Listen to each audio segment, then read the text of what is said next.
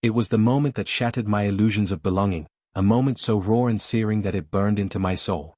There I was, standing in the bustling airport terminal, my heart pounding as I discovered that my wife had deliberately failed to book a room for me on our long-awaited vacation trip. In that instant, the world around me turned to ice as her friends erupted in mocking laughter. I felt exposed, betrayed, and utterly alone. That heart-wrenching sting was the beginning of a journey I never expected to embark on, a journey of isolation, introspection, and the desperate search for my own worth in a world that had turned its back on me. For years, I had believed in the promises of a shared life, one built on mutual respect, companionship, and the quiet joys of planning a future together. Our vacation was supposed to be a rare escape from the daily grind, a chance for us to reconnect and create memories under foreign skies. I had looked forward to it with a mixture of excitement and relief, imagining lazy mornings by the pool and evenings spent laughing over dinner.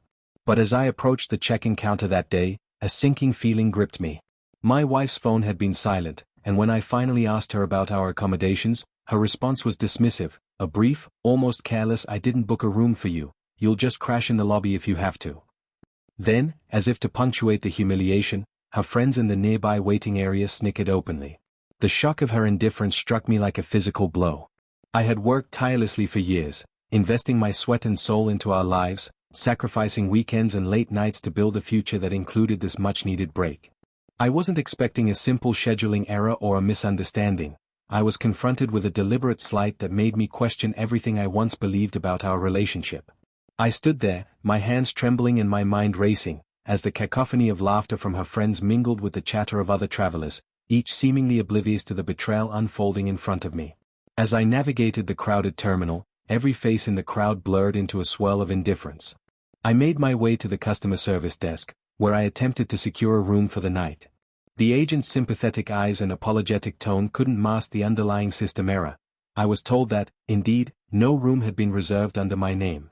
My heart sank further with each passing minute, and I felt as if I were trapped in a nightmare from which there was no escape. Questions and doubts began to swell in my mind. Had she done this on purpose? Was I not enough for her anymore? And why were her friends so eager to see me humiliated? Later that day, after a long, awkward wait in a crowded, underlit lobby, I managed to reserve a room for myself. The small, dingy space felt like a prison cell compared to the vibrant future I had envisioned. I sat on the narrow bed, staring at the peeling wallpaper and trying to make sense of the betrayal.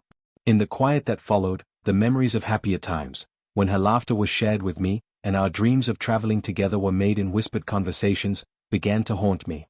I recalled the subtle signs that had gone unnoticed, the furtive glances, the secretive texts, the way her smile never quite reached her eyes when we discussed our plans. It was as if a slow poison had been seeping into our relationship, and now I was forced to confront the bitter truth. I spent that first night wide awake, replaying every conversation and every smile that now felt tainted by duplicity. I thought of the countless sacrifices I'd made, late nights at the office, skipped weekends, the quiet determination that had driven me to build a secure life for us, and felt that all of it had been dismissed with a single callous remark. My thoughts spiraled into an abyss of self-doubt. Had I failed as a husband? Was I not worthy of the life we'd dreamed of? Amid the darkness, my mind was a battlefield of rage and sorrow, a relentless internal monologue that demanded answers I wasn't sure I wanted to face. The next morning, as I forced myself out of bed in that sparse, unwelcoming room, a decision began to form. I couldn't continue living under the shadow of this humiliation. I had to confront the betrayal head-on, if not for my own pride, then for the integrity of the life I had worked so hard to build. With each measured step, I resolved to reclaim my self-worth and demand the respect that had been so callously denied to me. I started by reassembling the scattered pieces of my morning, the unanswered messages on my phone, the passive-aggressive texts from her friends, the bitter taste of isolation, and turned them into fuel for a quiet rebellion.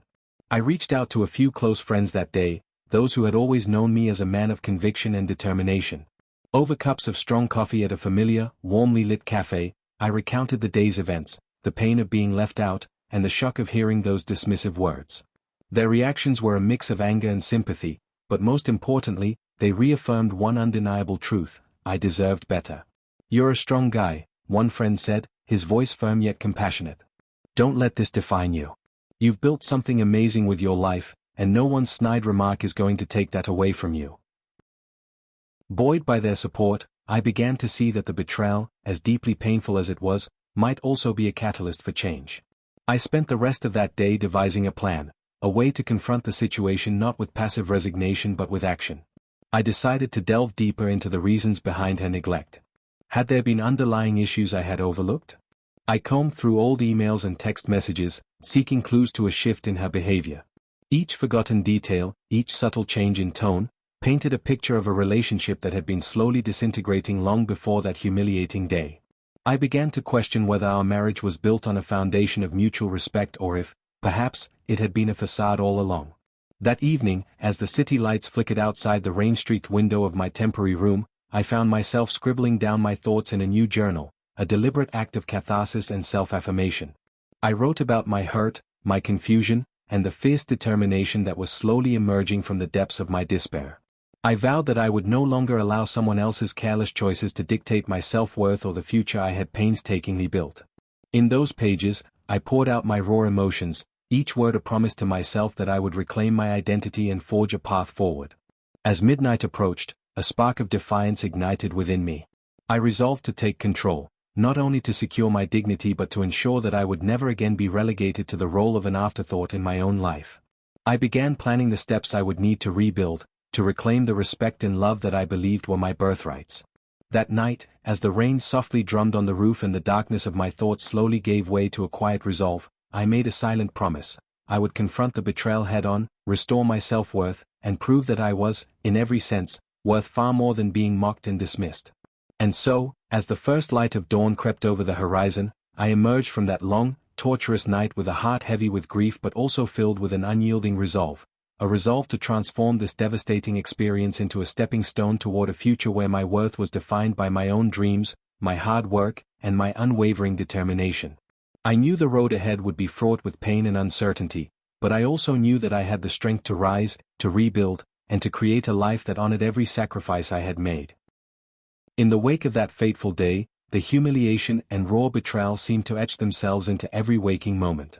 I spent the next few days in a haze, each one a painful blur of isolation, anger, and relentless self-doubt. After hearing my wife's dismissive words and witnessing the snickers of her friends, I felt as if I had been stripped of my identity. I questioned everything about our marriage, about the promises we once made, and even about my own self-worth. The vacation, which had once represented a break from our daily grind, a chance to reconnect and rejuvenate, had instead become a crucible of shame. I couldn't shake the echo of those words, "You'll just crash in the lobby." The idea that I wasn't even considered worthy of a reserved room left me reeling, consumed by a mix of bitter despair and an unexpected spark of defiance. I retreated into my small apartment, the sterile space suddenly suffocating after the laughter and chatter of that hotel lobby. Every corner of the room whispered reminders of what I'd lost, not just a vacation, but a sense of belonging and respect. I sat at my cluttered desk for hours, the glow of my computer screen the only light in a room filled with shadows. I started writing feverishly in a journal, trying to make sense of the betrayal. I recounted every detail of the day, the callous tone of my wife when she said she didn't book me a room, the mocking laughter of her friends, and the crushing realization that I had been left out deliberately. Each word I penned was a mix of searing anger and paralyzing sadness, and yet, amidst that torrent of emotions, I found a strange clarity emerging, a realization that I could no longer allow this rejection to define me. The more I wrote, the more I began to see that this wasn't just about a missed hotel reservation, it was about every moment I'd sacrificed, every extra hour I'd worked, all in the name of building a future together. I'd poured my heart into our shared dreams, the vacations we planned, the quiet evenings where we talked about the future, and even the little promises made in passing. Now, those dreams had been ridiculed and dismissed in one fell swoop. The bitterness was overwhelming, yet in that solitude, a seed of rebellion was taking root. I started to wonder if I could transform this humiliation into a catalyst for change. What if I could reclaim my dignity by refusing to be the butt of someone else's cruel joke? The idea, as small as it was at first, grew into a burning determination. I began to reach out to a few trusted friends, the ones who had always known me beyond the surface of our everyday routines. Late one rainy evening, I met with Mark, an old college friend who had once described me as steady and reliable. Over strong coffee in a dimly lit, almost deserted diner, I recounted the events that had led to my isolation. Mark's eyes burned with quiet anger and sympathy as he listened. "You've got to stand up for yourself," he said firmly. "No one has the right to treat you like you're disposable. If they think you're nothing, then show them what you're made of. His words were a lifeline, a reminder that I wasn't alone in this struggle and that my worth was far greater than the cruelty I'd endured. For the first time in days, I felt a spark of hope amid the darkness, a determination to fight back, not with reckless anger but with calculated steps to rebuild my life. That night, as I walked home through rain-soaked streets, the cool droplets mingled with my tears, and I made a silent vow: I would reclaim my self-respect, and I would do it on my own terms. I couldn't change what had happened, but I could control how I responded. I decided that my next step would be to confront the situation head-on, not necessarily to seek vengeance in the conventional sense, but to forge a future where I would no longer be defined by her shallow mockery. Over the following week, I began to take small, deliberate actions to rebuild my sense of self. I started by decluttering my apartment, clearing out old remnants of a life that now felt tainted by betrayal. Each discarded item became a symbolic shedding of the past, a way to make room for a new beginning. I rearranged my furniture, repainted the walls, and hung up photographs of moments when I felt truly proud of who I was. Slowly, I transformed my living space into a sanctuary that reflected my renewed determination. During that time, I also revisited my professional goals. I had always been passionate about my work, a career built on dedication, creativity, and perseverance. The company I had helped nurture was a testament to my hard work, and I knew that my contributions were valuable. I threw myself into my projects with a newfound intensity. Every meeting, every report, every challenge at work became a battlefield where I could assert my worth. I began to propose new ideas, sought out leadership roles, and even initiated innovative projects that, in the eyes of my colleagues, marked a significant turning point. My efforts were met with nods of approval and murmurs of encouragement, and slowly, the accolades began to replace the memories of derision. Yet, even as I built up my professional achievements, the personal betrayal lingered like a stubborn scar. I found myself questioning not just my wife's actions but also the very foundation of our relationship. We had once shared dreams and intimate conversations about the future, but now I felt that every word she spoke was laced with hidden motives and subtle dismissals. I tried to understand what had changed, combing through old messages and memories to identify the moment when our bond had begun to fray. The answers were elusive, and with each passing day, the pain of betrayal hardened into a quiet resolve. I vowed that I would no longer be a passive recipient of hurtful actions. I would become the architect of my own destiny. One particularly restless night, as I sat alone with my thoughts, I decided it was time to confront the painful truth. I picked up my phone and sent a terse, emotion-laden message to my wife: I deserve to be treated with respect. I won't be left out to dry on our vacation, or in life. I didn't know what response, if any, I would receive, but the act of speaking up was liberating in itself. It was a declaration that I was no longer willing to be diminished, that I would demand the dignity I knew I deserved. In the days that followed, the ripples of that message began to surface. I received curt replies, evasive excuses, and even a hint of defensiveness from her. Yet, for the first time, I felt a sense of empowerment.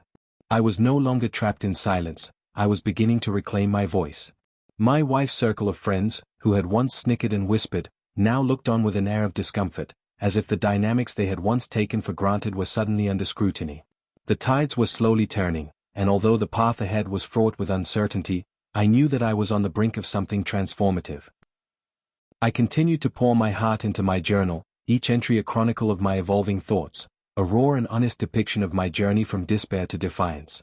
I wrote about the small victories at work, the quiet moments of connection with friends, and the resolute determination that began to override the sting of rejection. I wrote about the painful process of rediscovering who I was beyond the narrow confines of our failed relationship, and how every setback was now a stepping stone to a future defined by my own values. The more I wrote, the clearer it became that I was not defined by the careless actions of my wife or the mocking laughter of her friends. I was defined by the strength that had grown within me through every hardship, every tear shed in silence. As I began to see the faint glimmers of hope emerging from the darkness, I realized that the journey of reclaiming my self-worth was far from over. I had taken the first crucial steps, decluttering my life, reasserting my professional capabilities, and voicing my pain, but there was still much to be done. I needed to rebuild the trust in myself that had been shattered by years of neglect and mockery, and I needed to secure a future where my worth was not contingent on someone else's shallow opinions. Thus, I resolved to commit to a series of personal challenges. I enrolled in courses to refine my skills and broaden my horizons, attended workshops on self-empowerment, and even began a small mentorship program for colleagues who, like me, had once felt undervalued. Every new skill learned, every confident conversation with a peer, every piece of advice shared, added to the slowly emerging mosaic of a new identity. I was no longer the man who had been humiliated at a hotel lobby, left to fend for himself in a world that seemed to mock his existence. I was a man reborn, fueled by the pain of betrayal, yes, but also driven by an unyielding determination to transform that pain into the cornerstone of my future. In those transformative moments, as I continued to rebuild my life piece by piece, I began to see a path forward, a path where every step, however small, was a testament to the power of resilience. I recognized that while the wounds of that humiliating day might never fully disappear, they could serve as the fuel for a profound personal transformation. I was laying the foundation for a future where I would no longer be defined by the mockery and neglect of others, but by the strength, innovation, and integrity that I had cultivated through every trial. As the days turned into weeks, I made a silent promise to myself that I would never allow anyone to diminish my worth again. I would honor the sacrifices I had made, both in my personal life and at work, by forging a path that celebrated my own achievements and my ability to rise above adversity. I envisioned a future where I could stand tall, confident, respected, and unyielding in the face of any challenge. And while the road ahead was shrouded in uncertainty, I knew one undeniable truth: every moment of pain, every word of mockery, was merely the prelude to a triumphant resurgence. With renewed determination, I gathered the fragments of my shattered self and began to piece together a new identity, one that was bold, resilient, and unequivocally my own. I resolved to face the future with open eyes and a heart unburdened by the scars of the past, knowing that every setback was an opportunity to redefine my destiny. As I stepped out into the cool, uncertain dawn of a new day, I carried with me a quiet conviction that I would rebuild, I would prevail, and that my worth, true, undeniable, and everlasting, would shine brighter than the darkness that had once threatened to consume me. I woke that morning with a heavy heart and a mind teeming with questions, a heady mix of raw anger, piercing sadness, and an unexpected resolve to reclaim my identity. The memories of the vacation day still haunted me, the way I stood in that crowded airport terminal, feeling invisible as my wife's friends snickered and the sting of her callous remark echoed, "You'll just crash in the lobby." Every detail of that moment had seared itself into my memory, an indelible reminder of a betrayal that cut deeper than I ever thought possible. That day, I realized, was not simply about a missed hotel reservation, it was about every sacrifice I'd made, every hope I'd nurtured for our shared future, all reduced to nothing by her indifference. In the days following, I wandered through a labyrinth of despair and introspection. I isolated myself in a small, bare apartment that felt like both a refuge and a prison. I spent countless hours pacing my cramped living room, lost in thought and grappling with the reality that the woman I loved had, in front of her friends, publicly shamed me. My mind replayed every moment, the slight in her tone when she texted, the mocking laughter that filled the lobby, and that crushing sense of loneliness as I realized I wasn't even worth a reserved room. I scribbled frantically in my journal, each word a mix of anger and sorrow, a desperate attempt to make sense of a future that suddenly seemed so uncertain. But amid the darkness, a small spark of defiance began to glow. I recalled the quiet strength of past hardships, the times I had faced setbacks that threatened to break me, only to rise again stronger than before. It was then that I realized I had a choice. I could let this moment define me as a victim of humiliation, or I could harness the pain as a catalyst for transformation. I began to resolve that I would not allow anyone, least of all my wife and her entourage, to dictate my self-worth. Instead, I would embark on a journey of reclamation, rebuilding not just my financial stability but also the dignity and respect that I had long been denied.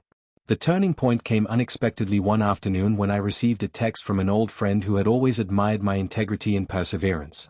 He wrote, "I'm sorry you're going through this, but remember, every setback is the groundwork for a comeback. Don't let this define you." His words stirred something deep within me, a long-dormant reservoir of strength. I knew that I had to face the betrayal head-on. I decided it was time to confront my wife and demand the truth behind her actions. That evening, I drove to her apartment with a storm of emotions raging inside me. The air was cool, and the sky was overcast, a fitting backdrop for what I felt was a climactic moment. As I arrived, my hands trembled, not solely from fear, but from the adrenaline of finally reclaiming my power.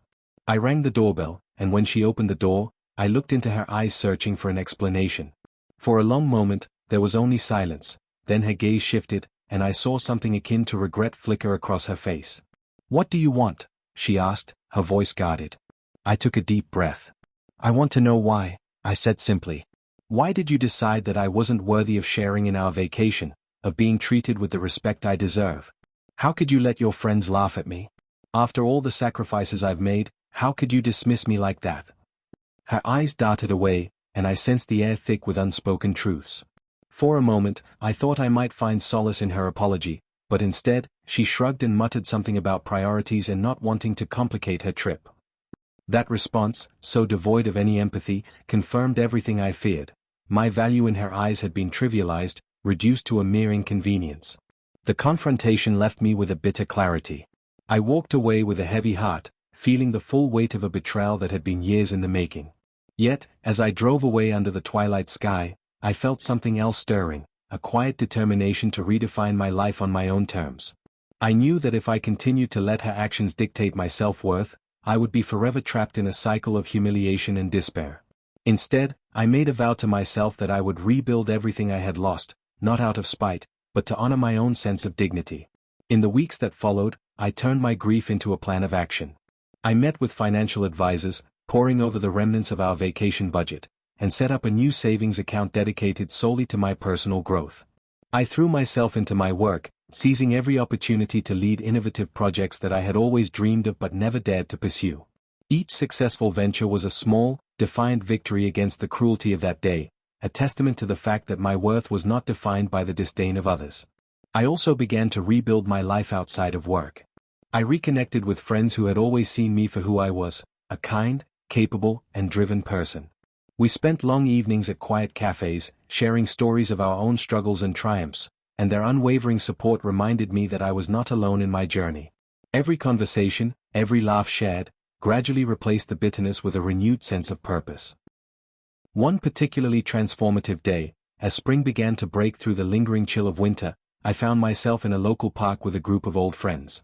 The sun filtered softly through the trees, and the gentle hum of nature provided a stark contrast to the tumultuous emotions I had experienced in recent months. As we sat on the grass, sharing memories and hopes for the future, I realized that I was no longer defined by the past. I was defined by the courage I had mustered to confront betrayal, by the relentless drive to rebuild, and by the quiet, enduring love I had for myself and my own potential. That day, I made a promise to myself, and to those who believed in me, that I would no longer allow the pain of rejection to dictate my future. I started to plan new adventures for myself, small trips and personal retreats that allowed me to rediscover the joy of life without the shadows of humiliation. I began writing again, poetry and personal essays that captured the raw, unfiltered truth of my experiences. Each word was a step toward reclaiming my identity, a quiet rebellion against the notion that I was defined by someone else's scorn. Slowly, as the days turned into weeks, I began to see that the future held possibilities far greater than the sting of that fateful day. I re-envisioned my goals, redefined my dreams, and started to believe in a version of myself that was strong, innovative, and unbound by the judgments of others. I understood that the journey toward self-empowerment was ongoing, a continuous process of healing, learning, and evolving. And while I knew the scars of betrayal might never fully disappear, they would serve as reminders of the battles I had fought and the strength I had discovered in the depths of my despair. As I write this now, I stand on the threshold of a new era in my life, a time when I am determined to reclaim my self-worth, to build a future based solely on my own vision, and to never again let the shallow opinions of others define who I am. I have transformed that painful moment of humiliation into the very fuel that drives me forward. My journey is far from over. There will be more challenges and more nights when the ghosts of that betrayal haunt me. But I have learned that my worth is intrinsic, my dreams are valid, and my potential is limitless. Today, I look forward with cautious optimism and an unyielding resolve. I am no longer the man left standing alone in an airport terminal, ridiculed and dismissed. I am a man reborn, a man who has harnessed the power of betrayal to rebuild a life filled with purpose, resilience, and hope. Every small victory, every step forward, is a testament to the strength that lies within me. And as I continue to forge my own path, I carry with me the lessons of the past, lessons of love, loss, and the indomitable power of self-belief.